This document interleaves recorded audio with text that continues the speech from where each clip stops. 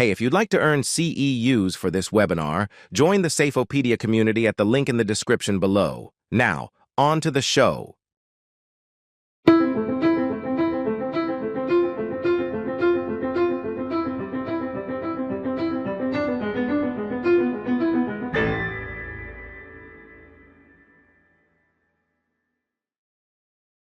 Thank you for having me, and welcome to everyone who's joined us. When I was asked to write what this subject was going to be about, my primary role has always been to take care and serve and enhance the performance of salespeople. But like Scott says, we're all compelling people to think a certain way or not. And when I wrote this conference session, I referred to something called barking dogs. And so I want to start by sort of explaining to you why I use that frame, and then give you a few tips on when you have this great idea, how can you kind of weave a different thought process through it so that your idea is better received by the audience. So I want to start with the barking dogs. So this whole barking dogs concept came actually from a Greek philosopher. And so this is your history lesson for today. This concept is 2,500 years old, but this man, his ideas about life and nature and how things intersected and how going below the surface to get to the root of things really mattered. He used metaphors and paradoxes, I think in an effort to sound more like a poet than a philosopher. So when you read his stuff, if you manage to find it, it's a bit surreal.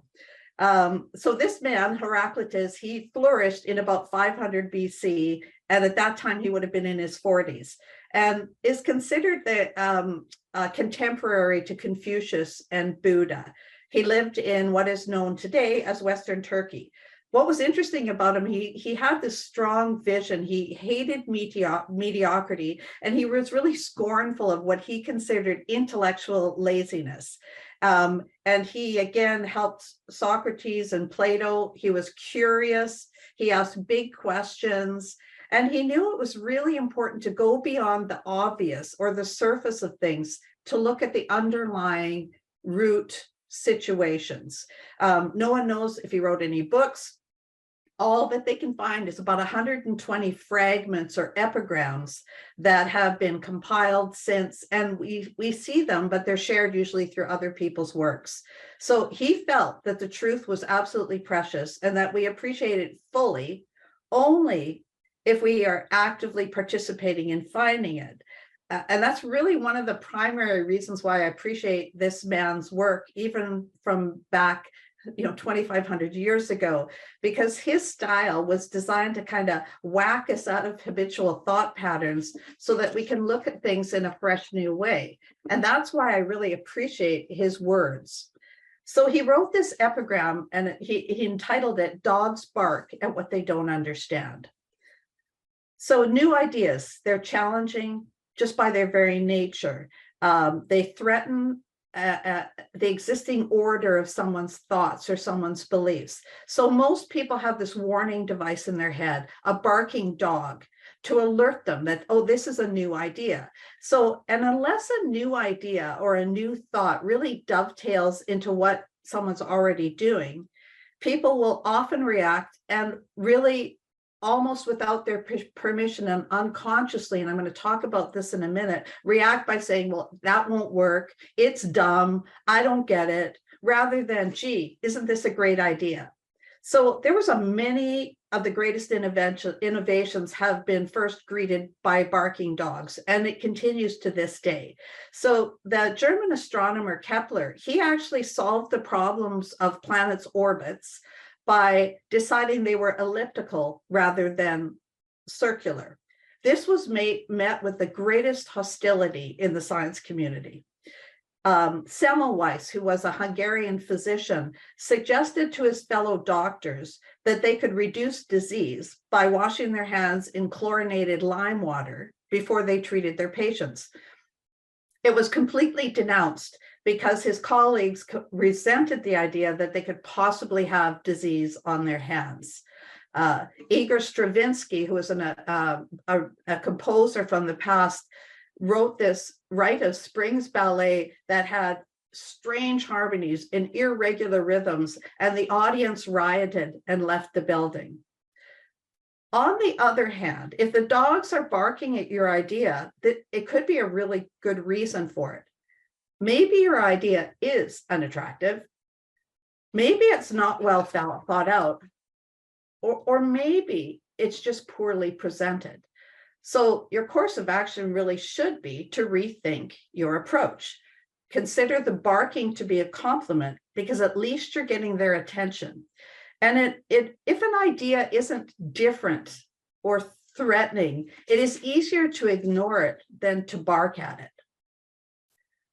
So you've got a great idea. How do we get other people to buy in? And even if you aren't in sales, you need to start thinking like a salesperson. So like Scott alluded to, we are all selling something. Salespeople sell products and services. Teachers are selling ideas and concepts. Lawyers sell their client's position to judges and jurors. If you're a parent of teenagers, you are selling all day long to your kids. Pastors in churches are trying to get people in the seats. Politicians are a prime example of sales in action, albeit they're quite bad at it. If you coach a little league team, you're selling the idea of completing plays in a certain way or handling the game in a certain way. And if you're the leader of a company or a division or a team or a group of people, every day we're trying to sell them on the idea of different ways to do things, different perspectives, new ideas. So we're all, every one of us, trying to compel someone at any point in time to seriously consider what we have to say throughout the day. And if the idea is important to us, to our future, then we want to make sure we get some kind of an outcome, something solid, a result. And just like in sales, what we want to try and avoid are outcomes that sound kind of like this. Oh, what a great idea, Colleen. Let me think about that. Never to be heard from again. Or, hey, that sounds really good. I've got to mull it around a bit. And sometimes mulling can take like years, I've discovered, or they'll say, it's a busy time now. Maybe we can talk about this next quarter. Or, yeah, I think we tried something similar to that in the past, and it really, really didn't work. So sometimes our ideas get lost at that point. And then if we've done a less than stellar job of presenting our concept, we really don't know what to do next other than to keep checking in, which is kind of like having a really lazy second sales call. So I want to talk about just a few tips to help you when the idea that you have is important to you, when the thought that you're trying to get across to someone else matters. If you're in sales, it's obvious what we're trying to do. But when you're not in sales, the transaction is a little bit mysterious. So the first thing I want to suggest is keep your presentation, however you frame that, simple. Less is more. And unless you are highly creative and a great storyteller, all of these kind of thoughts and ideas or conversations should be less than 20 minutes. The other tip is 5 to 7 pieces of information maximum is what you want to share. And I'm going to share with you why that number is so important in just a moment. Clear, crisp, to the point, and an awareness that much of what you do as you're compelling people to think a certain way or follow you in one direction has little to do with the actual words that come out of our mouth and more to do with a number of other things. And really what we don't want to do especially is save the best for last. And I'm going to share with you why that is. So I want to talk about this thing called proxemics, and it's just a fancy word for proximity, which really means like the way you stand around and carry yourself, how you hold yourself in the space that you're in, whether that's in a boardroom, in an office, in a customer's office, how you carry yourself in that space. And anybody who has studied communication is keenly aware that over 90% of the power and effectiveness in any face-to-face encounter has to do with non-verbals. So it only makes sense to work on this. So if you think of communication as like a pie or a pizza circle, there's sort of three things going on as I'm speaking to you right now and as you speak to other people. There are the words we say, there's how we say those words, and then there's all the other things around. And normally that included in that is body language. So about 55% of this pie, if this pie is your message and it is 100%, 55% of the strength of your message comes from how you carry yourself, the moves that you make, that the gestures that you make, your facial expressions, how you lean in and lean out with someone else, and how you get kind of in their shoes while you're working with them. The second piece is the tone, and that means like how we say the things we do, the pace, the volume, the ability to insert a pause. All of those things impact your message by about 38%. Surprisingly, 5% or 7%, and only 7% of our message has to do with the actual words we speak. So when you think about this, that means that 93% of your message is literally unspoken. So if you're a gambler or you play cards, and I know that my luck is going to improve by 55% if I pay attention to body language, you can bet I'm going to use that. And I'm going to use that 38% that I know comes with tone and how I say things. But the nonverbals have to kind of harmonize with your voice. So if your voice is calm, everything else needs to be calm, or people won't believe what you're saying. So if 93% of your success with people, all people, has to do with delivery and only the slightest with what you have to say, a mediocre idea presented brilliantly can gain acceptance over a brilliant idea presented badly. So your success really hinges on how you come across, not so much the words you're saying. So, the presentation, or that moment when you're suggesting an idea, and I call it the presentation, but that moment when you're about to share this great idea is terribly important. And frankly, if I had my way, I would send everyone to acting school before they started any profession.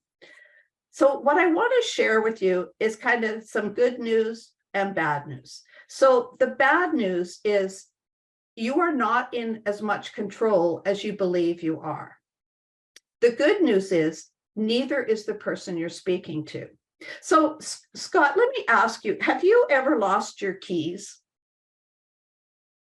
Misplaced, yes. Misplaced. Right. So you can't find them. They're not where they normally are. You scamper all over your house and you find them in the most unusual place. So my question is, if you didn't put them there, who did? And you can't say your wife either, right? Just say it, right? It's like, have you ever had that experience where you drive somewhere and you arrive there, but you actually don't remember the drive? You actually don't remember all the moments. So I ask people all the time, well, if you weren't driving, who was? So I'm going to share with you who was driving and who lost your keys on you. So of all the people that we meet on a daily basis, they filter information they receive and they create a reality based on a number of factors. I share this all with you because this significantly impacts how your message is received. It's quite a study, but I'll give you the highlights of it. So the average person has about 40 to 50,000 thoughts a day. Fortunately, a lot of those thoughts are repeated, or we would have to always stop and go, well, if I put the light switch up, is it on? Like a lot of them are just habitual. We are also exposed to about 3 to 4 million bits of raw data at almost any point in time.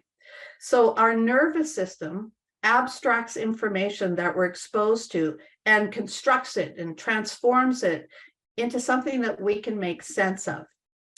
So as I'm talking to you, Scott, and those who are with us online, I have about 10% of your brain's attention right now. And you know that saying we only use 10% of our brain. Well, it's actually true to quite an extent. So I have 10% of everyone's attention right now, operating like the captain of the ship, the conscious side of our brain, always paying attention to me right now. But the other 90% isn't shut off. That other 90%, the unconscious part of our brain, does everything else. It processes millions of bits of data simultaneously while I'm talking to you. It's like the boat, the crew, the equipment of the ship, and it follows orders, it executes them, but more importantly, it collects data. So as I'm talking to you, 90% of your brain is collecting all kinds of data. Every time I pause, your brain catches that. Every motion my hands make, your unconscious brain hears that. Every sound, every time your phone buzzes right now, any extraneous noises, any changes in temperature, all of those things are being processed at exactly the same time. So while that is going on, without your control and without our people's control that we're compelling to try and get us to pay attention to us, their brain is doing a lot of work. So right now, as I talk to you, and as I try and convince you that maybe this information is valid, three things are happening without your control. The first thing that's happening is information is deleted.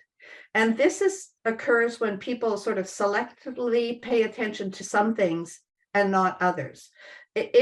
And humans, we're always looking for something familiar, something that we can attach a new idea to, some sort of comparison to what has been.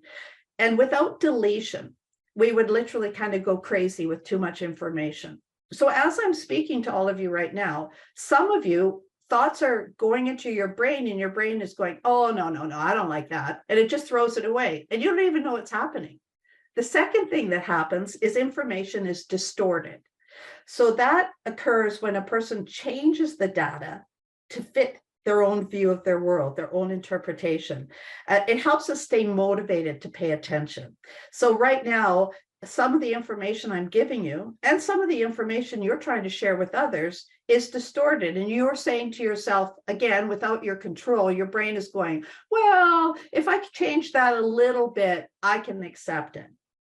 The third thing that happens is information is generalized.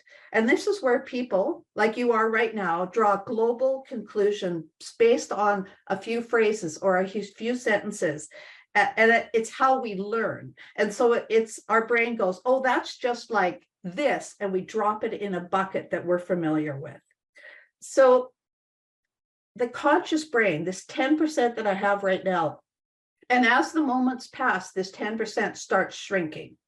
So, which is why I say, do not save the best for last, because as we're convincing other people, this 10% sliver is shrinking.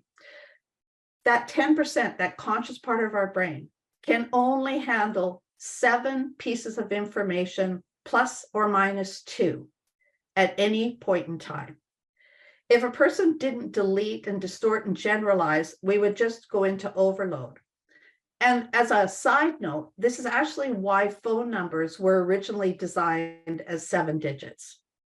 So the question is, when you go on a sales call or you go to present an idea and everything goes great to this one audience, and then you repeat the identical process a second time and it fails, how is that explained?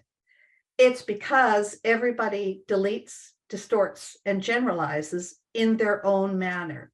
If you're looking for proof, here's an example. So my daughter, when she was, I think, about 18 or 19, she got T-boned on one of the intersections in Edmonton. She was fine, but the guy took off. So and she was young, so she's a little bit upset. So 3 or 4 people waited with her until I got there. When I asked everyone what happened, I got 3 to 4 different stories. Same event, different color car, different speed, different number of people in the other vehicle, but they saw and heard exactly the same thing. But they didn't retain all the same things. It's like when you go to a movie. I remember recently sitting watching a movie, and my husband said to me, well, what did you think about this? I don't remember it ever happening because my brain didn't keep it. So it's very wise for us to really understand what has been deleted, what has been distorted, and what is being generalized when we're with somebody, so that we can ensure that the information we're sharing is sticking where it needs to stick. So this whole art of communication, it's and really that's all sales is. Sales is nothing more or less than that. It is simply the art of communicating. The second tip I always get is that I think we should prepare and we should practice more than we do. And just like any endeavor, if you want to get really good at something, you have to practice. And actually, the more deliberate the practice, the better off you're going to be. And I'm not talking about memorization so much as creating a path, a lane to follow when you're with somebody. Because if you wander, they wander. If you focus, they focus. What we give is what we get. So how well we control this is actually readily at our fingertips.